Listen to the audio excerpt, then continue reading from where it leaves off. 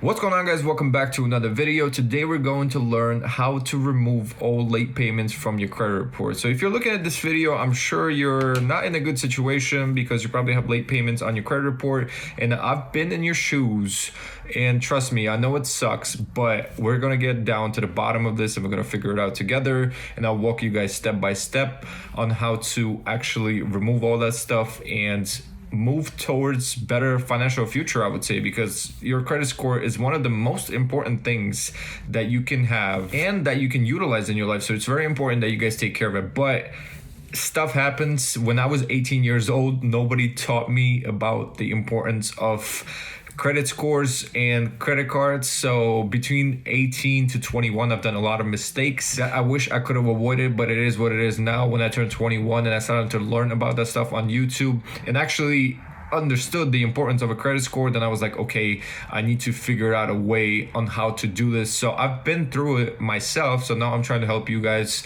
to get over to the other side where you can have the better things, you can have the better credit cards, you can have the better car or rent or mortgage, whatever you guys are trying to get approved for, because without the proper credit score, you're not going to get those things. These are the things that helped me along the way to remove all the late payments from my credit report, so I'm going to share them with you guys. But first, let's talk about the actual credit report and the credit bureaus. I will tell you one thing: late payments are the suckiest things to remove of your credit report. It is super hard, and there is a few ways that obviously I'll show you, but you want to avoid late payments at all times. I know it's difficult. I know stuff happens sometimes. When I was 18 years old, I was like, whatever, who cares? I'm not going to pay it. It's a late payment. I don't care, because nobody taught me that stuff. So when I was 21, I was like, I wish I could have punched myself in the face when I was 18, because it took so much work and it took so much stubbornness to remove all that stuff that you're gonna have to put your head down and you're gonna have to work super hard, and that's what I'm here for. I'll help you guys along the way. So let's dive into how to actually remove all the late payments from your credit report. We're gonna get you financially better, guys, don't you worry. There's 3 ways on how to actually do it. There's the light way, which is the goodwill email. You're asking the bank CEOs to remove the late payments, which has a pretty good chance. It removed, I think 2 or 3 of my late payments with one bank. So it has a pretty good chance of working. There's the medium way, which is playing on incorrect information that I'll explain to you guys, which has 90% of working. And I think there was only like 1 or 2 times where it didn't help, because when I fixed my credit report, I had to also help my other friends that needed help with fixing the credit reports, because some people also made mistakes as well. I think we only had 1 credit bureau that it didn't work with, but pretty much the rest of the stuff worked like a charm. So the medium is playing on incorrect information, as I told you guys I will tell you. And the kamikaze way is my favorite way: a full removal of the account with the late payments, which works 100% of the time, because if you have late payments on one account and you remove the account, technically you have no late payments. So let's dive into the first way that we're going to talk about, the goodwill email and what it is. And the goodwill email is basically sending an email to the bank CEOs and asking forgiveness of the late payments. This works very well. Well, at least from when I tried this, it worked super well, and they removed 2, I think it was 2 of the late payments with capital 1. How does this work? You send a goodwill email instead of a letter. I know some people used to send letters, but you send an email to one of these emails, whatever bank you have. Sorry, my accent slipped out on that one. But one of the emails, or whatever the bank you have, you send them an email. The internal team reviews it. They have some sort of like upper management review, and they will call you most of the time. They will ask you what the situation was, why you missed the late payment, and they will try to work with you. Sometimes, one time it didn't work with me was with Discover. Discover is the hardest bank to remove any late payments from. I don't know why, but it's super hard. So don't miss payments with Discover if you have a Discover card. They denied my late payment. Maybe you'll have better luck than me. You're not gonna know until you try. So I would try it out.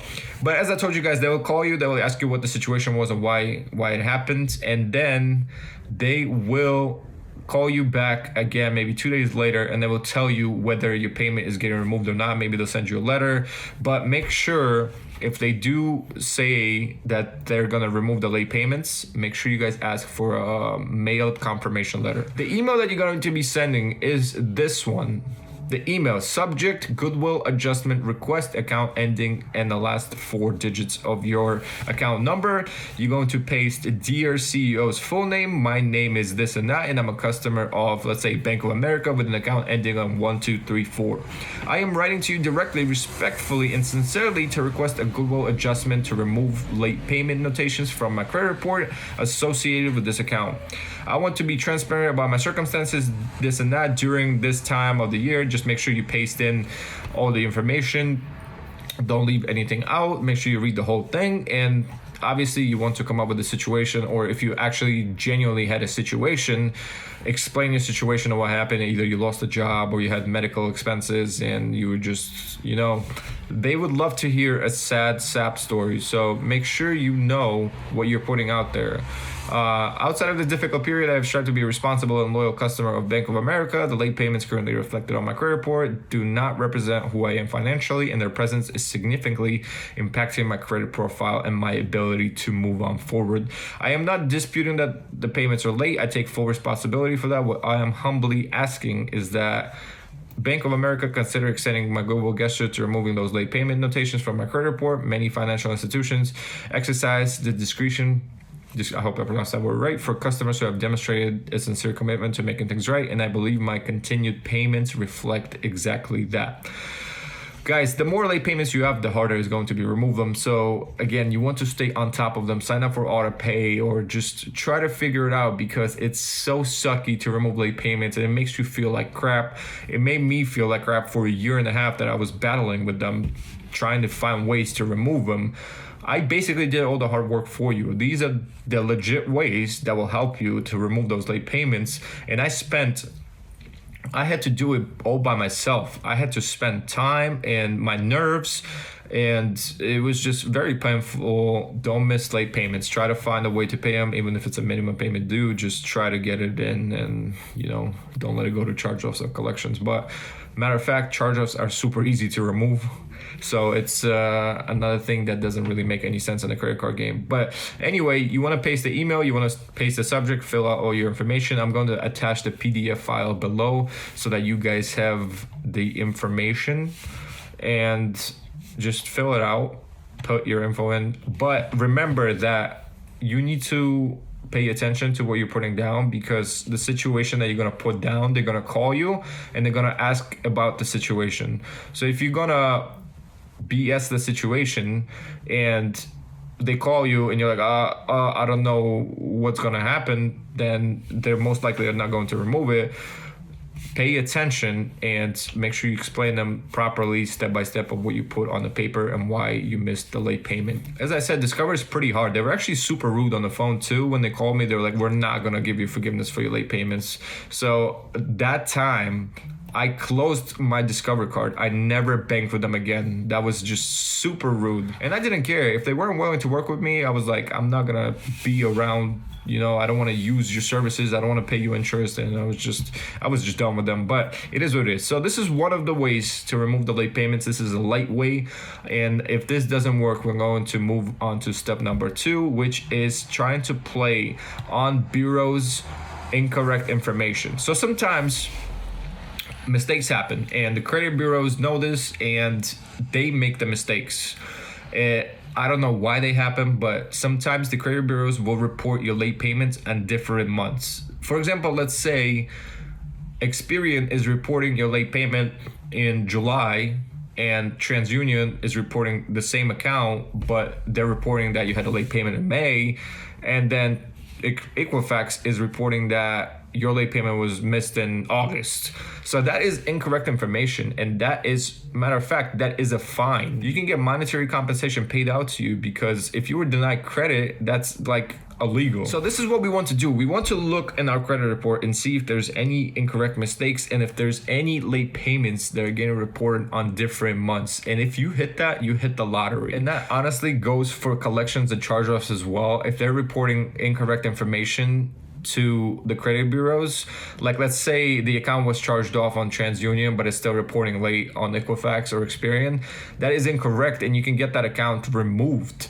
The thing is that when I started, I didn't want to pay anybody to work on my credit report because, first of all, they were asking for monthly subscriptions. The more time they're going to take to remove stuff off your credit report, the more money you're going to end up paying, and that's how they really make the money. There's one thing that the credit bureaus hate, and that is when you know your rights. They do not want to pay monetary compensation. That's one. Second, they do not want to be in the litigation process. Let's say you filed a small claim in your state, they will have to send a representative out to that state to represent the firm. So they want to avoid that at all times. So if you threaten legal litigation, most likely you will remove all the stuff from your credit report. But sometimes if you can't remove it, some people will file a lawsuit against them. And this is where they will try to come up with some sort of a solution before going to court or like before going to trial, if they see that there's a case pending, which is probably the best thing, because they'll literally call you up and be like, how can we solve this before the trial date? But anyway, this is the letter that you will be sending. You just have to paste your information in, and credit reporting agency name, just look up, or I'll just attach it in the PDF where you'll send it to either Experian, TransUnion, or Equifax. Formal dispute, inaccurate and consistent late payment reporting, account name, last 4 digits, to whom it may concern, all the good information. And the last sentence here is, I am in distress because of your mistakes. I was recently denied credit and I will be pursuing, excuse my accent, full litigation if this is not corrected. Nature of the dispute, they hate it when you threaten them with the laws and that you know what you're talking about and you're actually coming up with legal basis for the dispute.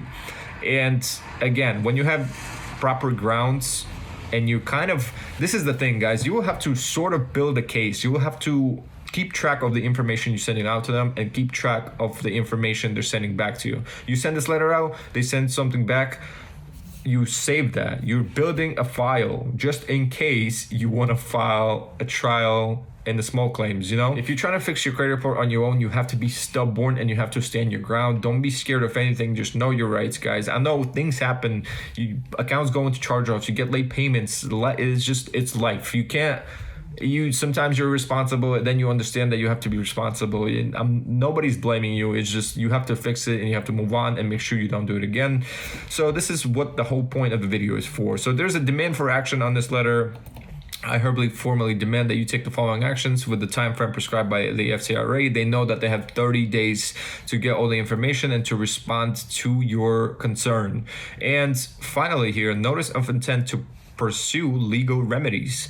Please be advised that I am fully aware of my rights under the FCRA and I'm prepared to enforce them should you fail to conduct a proper reinvestigation, fail to correct or delete the disputed information with the statutory time frame, or otherwise fail to comply with your obligations under the FCRA. I will pursue all available legal remedies without further notice, including but not limited to filing a complaint with CFPB, FTC, Attorney General's office, and all the good stuff. So here you want to write sincerely because we want to be nice to them.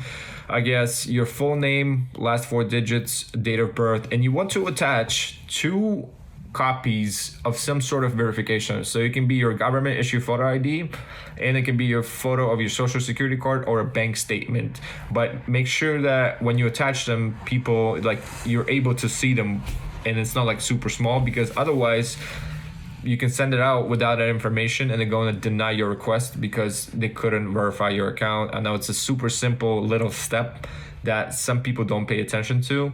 Make sure you attach 2 forms of identity verification, guys. Again, it could be copy of government issued photo ID, copy of social security or proof of social security, copies of credit reports. Just bank statement is fine, really. And you have to send this with certified mail. So if you're sending it to 3 credit bureaus, make sure you have all the addresses and you just have to print this, put it in the folder, 2 forms of verification, and it's good to go through certified mail at the post office.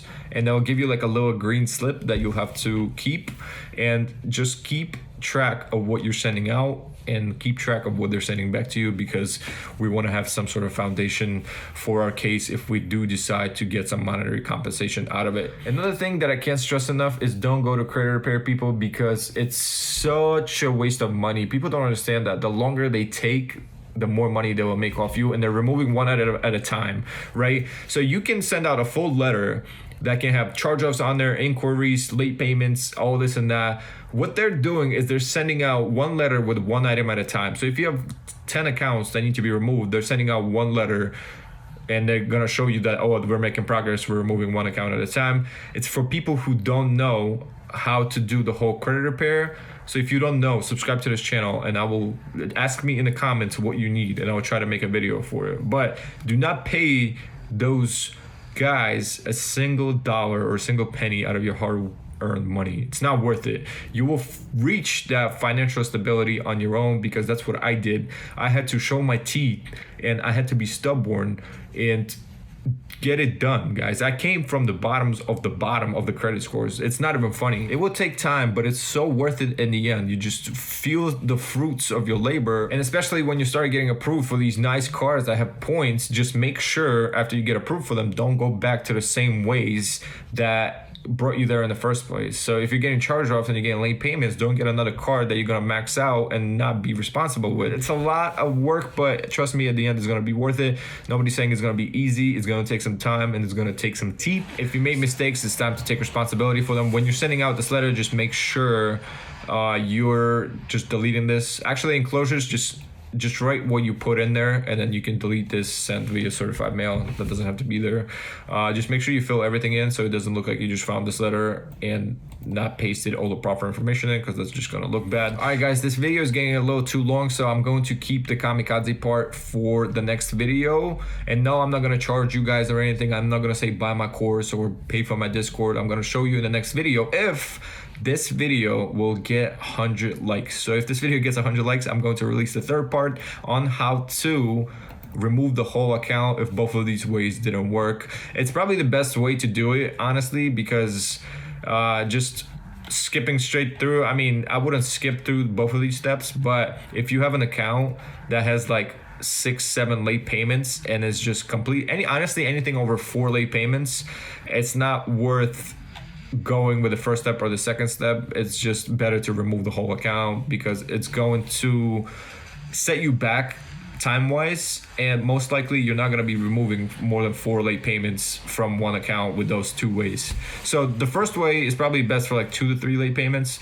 Second is for obviously for mistakes, and the third way will remove the whole account so that you don't have to struggle with that account and even think about it. But as I said, I will show it to you guys in the next video. So if you enjoyed this video and I helped you a little bit, make sure you go down and hit the subscribe button, like this video, and I will see you guys in the next video.